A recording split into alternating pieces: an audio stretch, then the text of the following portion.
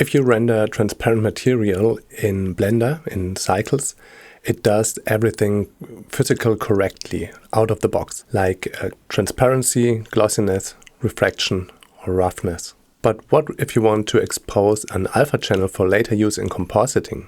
I wanted to match the requirements of the corridor cruise render task mentioned in an earlier video. And I thought, easy going. Everyone knows how to turn on the transparent film. So I ended up with this. Wait, shouldn't it be something like that? Like that the sphere has also some transparency in it? Like a continuous value from 0 to 1 instead of binary? As we've seen in Nico's render with the glass on the right side.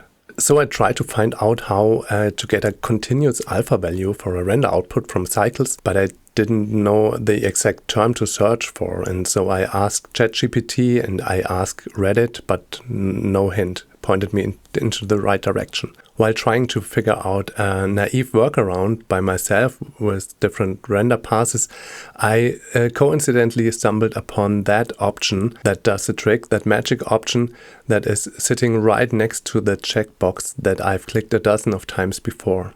So the easy and built-in feature is right there, transparent glass. And the explanation states right what I wanted. Render transmissive surfaces as transparent for compositing glass over another background. Thanks ChatGPT for nothing, but thanks Philip for telling the solution right at the start of this video. But I want to be fair with your time. So if that's what you've been looking for, you can really stop right now. I know that is killing my YouTube algorithm completely, but you can compensate that by watching one of my other videos, maybe that totally underrated one here. However, if you want to learn along what I've learned while doing that workarounds, or if you want to go from this built-in output to that one of my workaround that is also including reflections in the alpha layer, or if you want to learn how to composite the output together in DaVinci Fusion and also faking the refraction of the sphere in that compositing phase, you can just stay tuned. I'm Philip and I'm talking about my hobby filmmaking and related topics here on YouTube. And I think this related topic is really a very good example of how big the spectrum of abstraction is for a solo filmmaking, from this to this. So, but now let's dig a bit deeper into the problem. Cycles does produce an alpha output if you turn on the transparent film, but that is always a binary output in the first place, meaning whether there is an object or not. There are exceptions. One is when you dial in a specific alpha value for a shader, but that does not respect the geometry of the object itself. A sphere does produce this output, for example. And the other exception is motion blur, that can just step down by the number of iterations an object is visible in each frame. But why not for glass?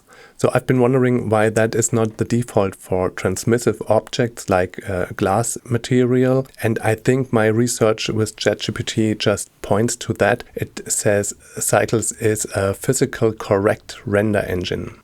But transparency of a dense material in the real world is more than just a transparent alpha.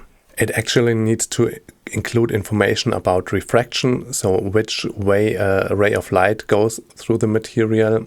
That is what the IOR value is for, to change that. If you render a complete scene with a background in Cycles, it handles it correctly and exposes the color to each pixel in the camera that is seen considering that refraction. Also, it has to account the roughness, which causes scattering of the light, and that you need to guess a threshold for which roughness is considered transparent or not also points to the fact that Cycles does not produce a scientific correct output here. So all of that means that a simple alpha output value does not hold all that information and is less valuable as one might think. And I think this is the reason why so few people are talking about that, which makes that topic hard to find. So now we are diving into the Blender setup for the workaround, and the last section is about compositing everything together in DaVinci Fusion and also faking the refraction part, which is not physical correct, but good enough to sell it for an artistic purpose. While not being aware of that built-in option, I decided to try a workaround for myself, and I want to guide you through the setup I did in Blender for that. I thought if Cycles follows physics, why not try a physics approach? I can determine the alpha value just by testing the amount of light that comes through the object. Therefore, I needed to create more render layers that are just there to do these calculations. That's a big downside because it's very expensive considering render time. And yeah, I've set up an artificial background that is emitting pure white and parented it onto the camera so that it is always moving with the camera. And I placed it behind the scene, as you can see here. So if I switch the perspective to camera, you can see that it emits its light through the sphere. So that render layer creates an image that tells us how much white comes through the sphere into the camera. And also I am going to go into the shader of that artificial background here and turn the emission only for the transmission rays on. So the emission is only there if we have a transmissive ray, and that is just for reducing the spill on the hard surfaces like here. So if I remove that, you can see that the table receives also the white from the background, and I want to get rid of that. Okay. Yeah, but how can I distinguish the white here from the white of hard surfaces like Susanna here, or if I hide that again, or the white stemming from a reflection on the sphere, which is from a light sitting over here. For that, I created a counterpart path here with glass alpha black, and it is the same setup, but with an emission of a black background here instead of white. To toggle the color, I've learned how to use a custom property in the view layer. So I can set the color in the view layer like here. If I go into the layers, I added custom property. Custom property down here, named it color. And here I have set it to a black and here to white, so you can see it here. And in the shading, I'm just using that attribute from the view layer here, so I don't have to switch the material of that background, and can just configure it for the view layer. And also I wanted to have the ability to do all the manipulations later on only the surfaces where the camera sees any transmissive surface, not to mess up anything with the alpha channel like on the hard surfaces here. That could have been done with crypto matting, I guess, but I tried another custom hook I've never been using before, a so-called shader arbitrary output variable, AOV. And this is also defined in the view layer. You can see it here. I set it up here as gave it a name, transmission AOB. In every shader that is transmissive, I am just forwarding the is camera ray information into that output value. So I can later on decide which pixels in the camera have seen a transmissive shader. Okay, so we can see that later in the compositing view better. And last but not least, I turned on the render passes for glossiness. That is actually not required for this workaround, but spoiler, I'll show you a second approach in the compositor later, which I found even more likable in the end. So now I want to show you how that all combines in the compositing view. I will give you a short overview. Here we have the scene with all background, all lighting, everything in place. You can see that that is the real physics applied for the glass material. Then we have a render which is only the background that stems from the requirements from the corridor crew task here, that we have the background with the shadows, and then we have just the foreground image without background, and I put that on top of a black surface just with a composition here, alpha over black. Also, we have here the alpha output. Okay, so that is what Cycles puts as an alpha output when we have transparent glass active. And now we can combine that foreground image on top of the background image by using that alpha output here, and then we get that one. So that is a compositing result, which is equivalent of that real rendering, yeah, and you can see the difference of that. We have the transparency in place here, so you can see the green wall through the glass, but it is not affected by refraction or any other interference with the material itself, which is the difference of that one, right? Okay, and that is not really a good result, and that is the reason why I want to show the workaround I have, because I think we are seeing a better result, at least for that specific setup. Let me be clear, some of the restrictions we are facing here are due to the narrow workflow with only 4 layers, which stems from the corridor cruise render task I'm following here. In a custom VFX workflow, you can also export the glossiness in a separate layer and patch it on top at the very end, which can also be an advantage. Haven't tried that. Okay, so now let's have a look into that workaround situation here. So we have these 2 layers here, especially for the calculations. And we have that one with the black background and the one with the white background. And I'm separating the lightness of these, so I'm stripping off any color that is included there.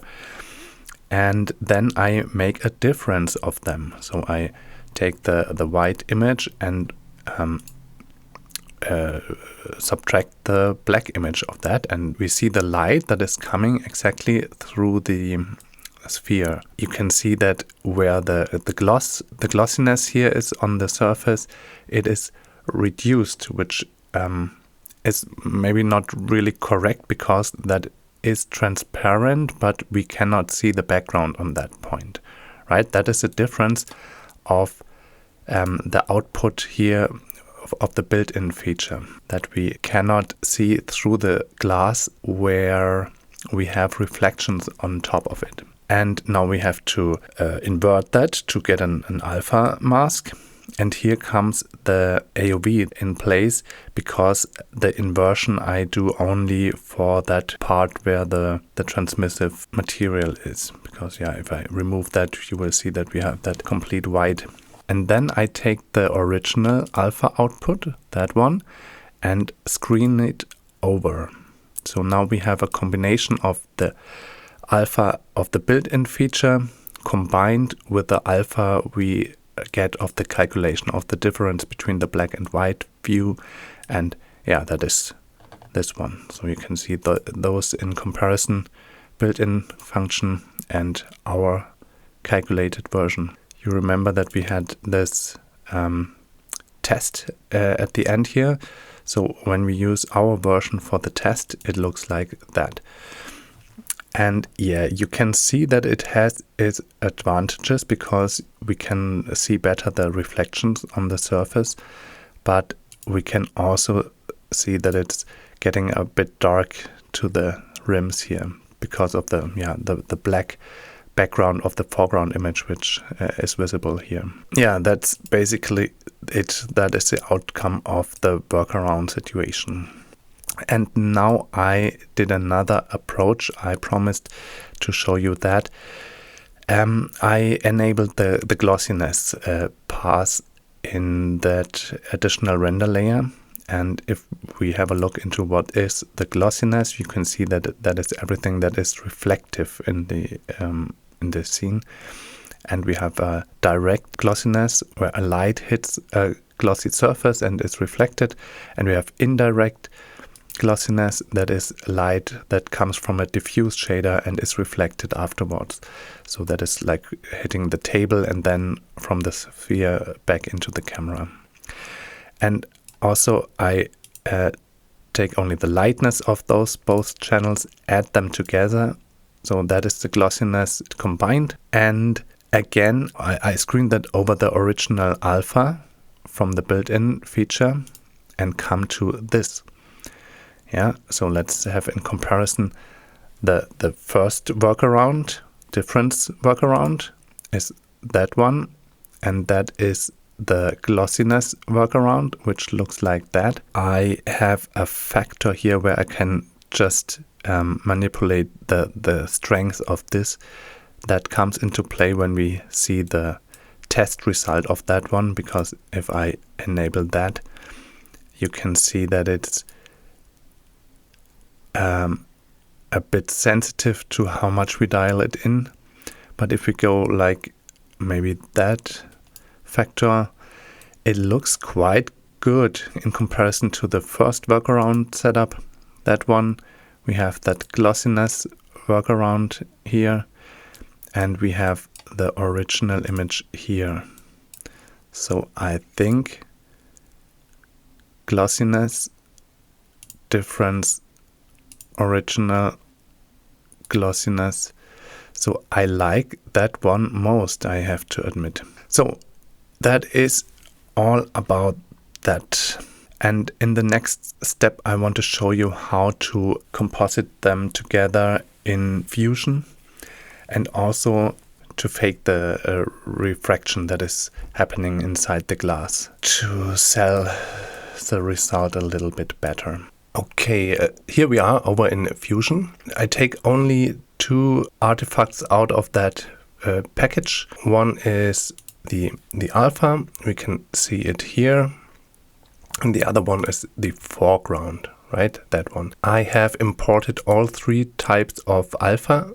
The original one with transparent glass, the one we created with the difference workaround, and the other one we created with the glossy workaround, right? So we can then use that switch to toggle between them and compare them again in that environment here. Also, I want to show you two separate backgrounds. I am putting that all above. One is just a pattern so that we can see better what is going on, and the other one would be an environmental backdrop for a more real-world example.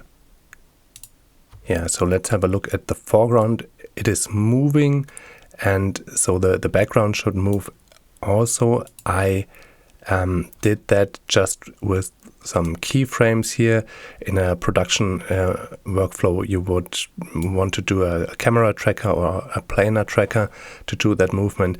I've just set some keyframes to simulate that for now. Now let's see what I'm doing at all. We have a canvas just to set the dimension of the frame. I merged the background on top of that, as we have seen with the movement here. And then for now we just ignore that. That is the fake part of the refraction. On top of that, I'm just applying the foreground image, that one, by using the alpha matte we have in the package. And yeah, here you can see, if I toggle that switch, the different workarounds, right? Okay, so we stick to the original for now. And yeah, that's it. So then we have that. And now you can already see that it looks a bit flat. So it is just not real for our eye, that there's no interference with the light happening inside that ball here. And that is what we can fake by doing something like that. And I want to lead you through the nodes. Let's take that. Don't want to spoil too much. So that is just a transform node, so that we can move which part is inside the sphere to be seen. We can see that later on with the nature backdrop better, what that is for. And then the trick is completely in that lens distortion. So if I put that on, I just chose some very fisheye lens and set the value so that it looks as I want it. And also I have for the movement just also automated the lens shift X here, right? So that we follow the movement of the sphere in the frame. Scaled it up so that it aligns with the scale of the scene. And then we merge it on top of our background. And the trick is to reduce it only to the part where we have something covered. And for that, I'm taking the alpha mud, of course, but I am changing it with that Luma here. So if I turn to the alpha channel here, you can see I'm just faking again a solid alpha matte for that purpose, right? So I'm just toggling with the values so until we have a complete solid matte for that, and that is the part where I want to alpha channel, where I want to have the effect in place.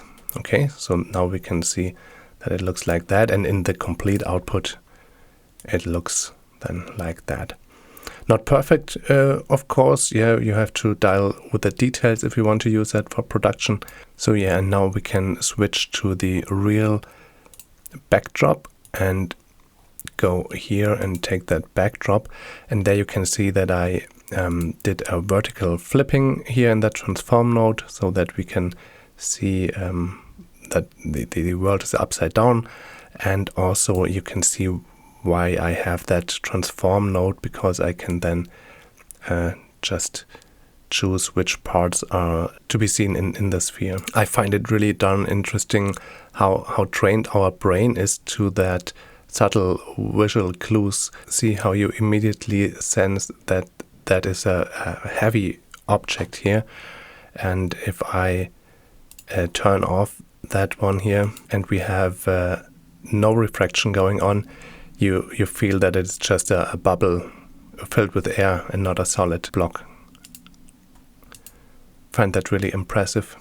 Okay. Yeah, so that's it. Thanks for staying until the end. If you want to reuse any of this, I have put the blend file in the description with a link. Also, I'd love to join any discussion in the comments on that topic, and hope I see you next time. Bye.